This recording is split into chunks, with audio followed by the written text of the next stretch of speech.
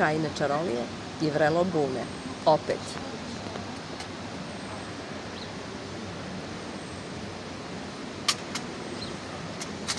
Kafa i baklava. I naravno kadajf.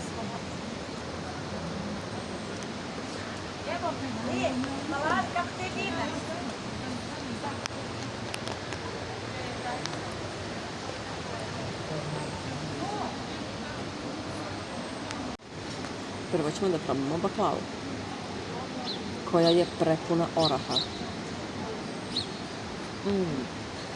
Sočna, ukusna i opet prepuna oraha.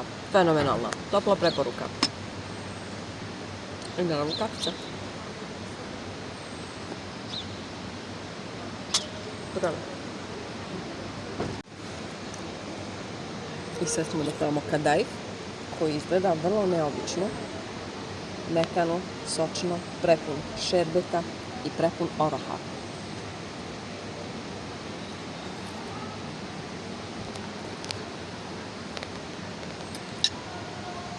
Desetka čista.